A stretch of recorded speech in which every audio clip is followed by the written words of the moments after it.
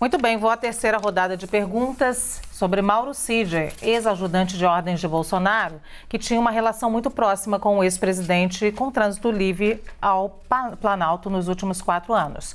O Cid está envolvido em polêmicas com o youtuber Alan dos Santos, com o caso das joias sauditas e até mesmo o suposto pivô da demissão de um general do presidente Luiz Inácio Lula da Silva. O pai do coronel Cid, o general Mauro César Lourena Cid, foi amigo do ex-presidente Jair Bolsonaro na Academia das Agulhas Negras e a relação se estendeu para os outros membros da família. Durante o governo Bolsonaro, o coronel Cid teve livre acesso ao gabinete presidencial, ao Palácio do Alvorada e até mesmo ao quarto ocupado por Jair Bolsonaro nos hospitais após cirurgias.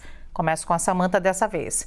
Esses áudios agravam ainda mais a situação já nada fácil de Mauro Cid? Eu entendo que no primeiro momento agravam, porque é necessário a gente investigar qual foi o posicionamento dele diante das falas do major. Ele comunicou isso a alguma autoridade? Foi instaurado alguma investigação? Enfim, ele tem uma responsabilidade por ser homem de confiança do presidente da República e o que ele fez diante disso. Até agora a gente não sabe, mas isso é algo que tem que ser efetivamente investigado e explicado. Também, se isso foi necessariamente, como se ao que tudo indica, ou como o Zé Eduardo está colocando, se isso efetivamente representou os atos preparatórios para o 8 de janeiro, ou se tratava de um outro golpe, de uma outra tentativa, de um outro planejamento. Tudo isso vai ficar demonstrado numa investigação, não é? Agora eu pergunto, no âmbito militar também, porque o Supremo Tribunal Federal, na sua decisão, tirou a competência da Justiça Militar, mas eu não sei se não caberia uma investigação aí no âmbito militar sobre a conduta do major em exigir um procedimento de um general, sabendo que as Forças Armadas são fundamentadas em hierarquia e disciplina e que a justiça militar é uma das justiças mais rigorosas que a gente tem no país e muito céleres, né? Porque a justiça castrense, ela tem um Código Penal Militar próprio, um Código de Processo Penal Militar próprio e na sua composição, os réus são julgados também com base em hierarquia e disciplina, é que a gente vê nitidamente uma quebra desses princípios. Ela só é muito fechada, a gente quase não tem acesso ao que acontece por lá. Olha, esses áudios agravam ainda mais a situação nada fácil de Mauro Cid, Zé Eduardo? Eu não diria que agravam, eu diria que lacram. Não há mais dúvida em relação ao que ele fazia.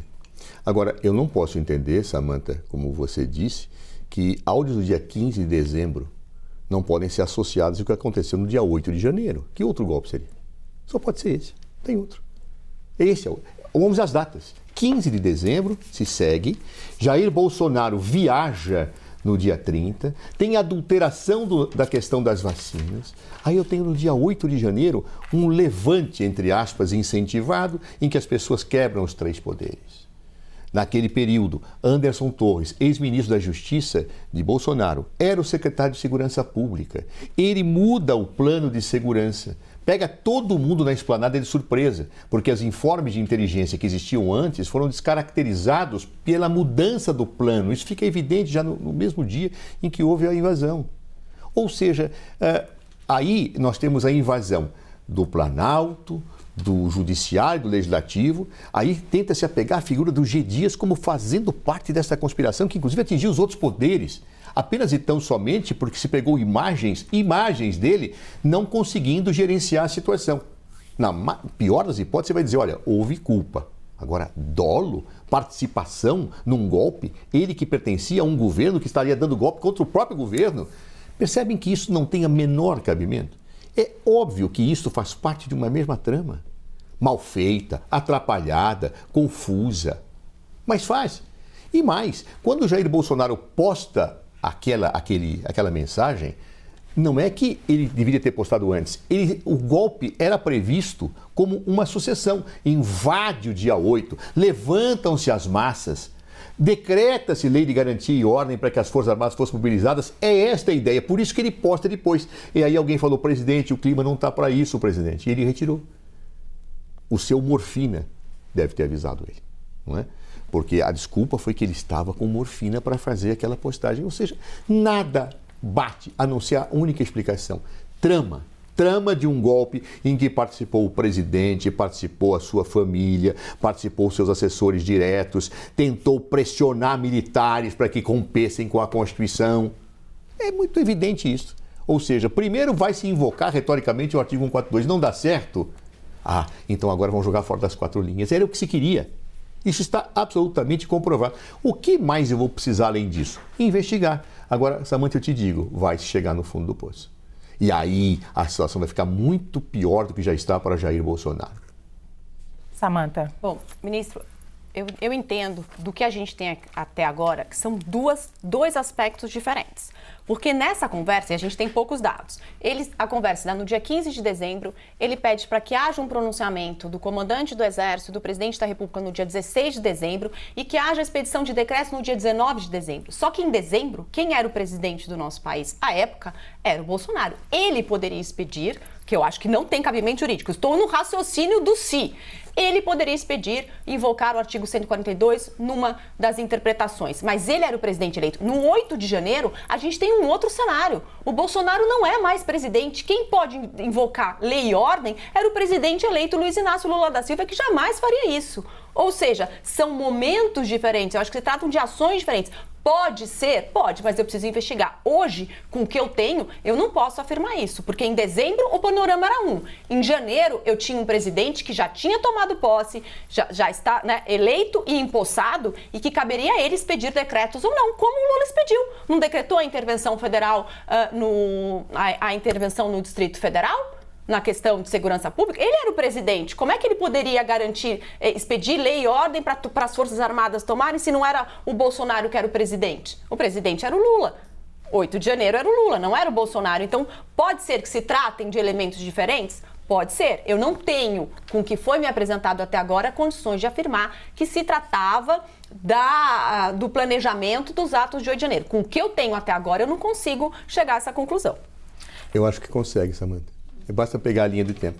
O presidente Jair Bolsonaro, no primeiro momento, tenta, com seus ajudantes de ordem, instigar o ministro do Exército a que tomasse a posição. Os áudios deixam isso claro.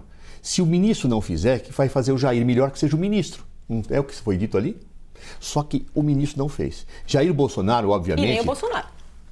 Mas, claro, o que ele pensou? Se eu fizer agora, vou me dar mal, porque as Forças Armadas não vêm junto. O que eu vou fazer? Vou fazer, depois da posse do Lula, me valer da insatisfação popular, com a crença de que ele foi eleito ilegitimamente, fazer com que a população me recoloque no lugar. E aí as Forças Armadas vêm junto. Esse era o plano, Samantha. Antes se tentou um plano para se colocar um golpe de Estado militar. As Forças Armadas não vieram. Então ele falou, nós vamos fazer diferente. O que nós vamos fazer? Eu vou sair do país. Vê aí se eu tenho carteira de vacina. Vamos alterar os registros para que eu possa entrar, mesmo sem ser chamado nos Estados Unidos como presidente. Fico lá, levo a minha família, não me pronuncio, guardo o silêncio obsequioso em relação a tudo. Ao estar no exterior, o que eu faço? Eu incentivo, através das minhas redes, do meu gabinete do ódio que foi deslocado, as pessoas irem a Brasília. Os empresários amigos vão bancar a caravana para até lá. Lá nós vamos criar tudo aquilo que foi criado e o povo se levantará dizendo, volta Jair. É o plano Jânio Quadros, que deu tão certo quanto o do Jânio Quadros. É isto. Vamos olhar a realidade como ela está posta. Ou seja, não tem outra explicação para esses fatos. Não há explicação. Repito, exigir-se prova maior que esta, só a confissão de alguém. Ou então outros áudios. Talvez o celular de Jair Bolsonaro, quem sabe?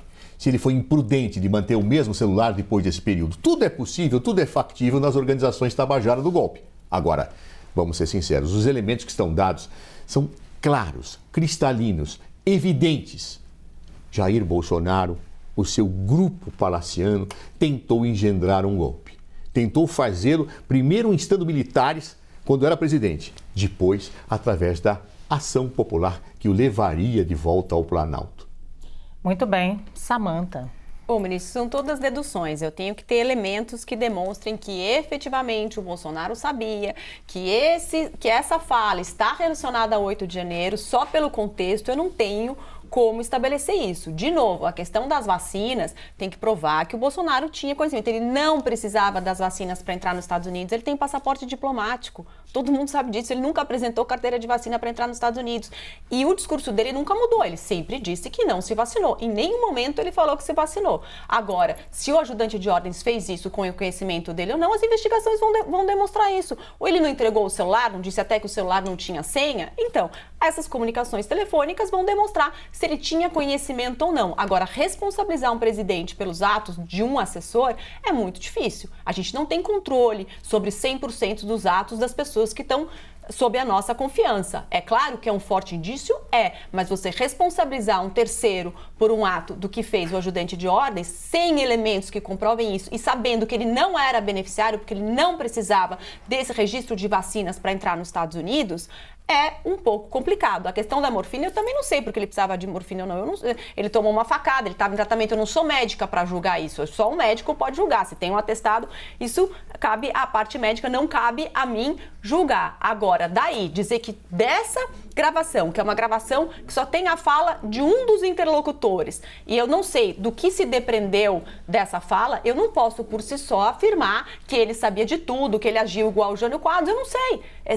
São deduções e ninguém pode ser condenado por meras deduções. Tem que ter uma investigação ampla, sou a favor de uma investigação ampla, lógico, e quem for culpado tem que ser responsabilizado, independentemente de quem seja. Eu acho que isso que deve imperar num Estado democrático de direito. Muitas pontas soltas nessa história, cada um traçou um roteiro aqui baseado em fatos, mas chegou a hora de fazer a grande pergunta.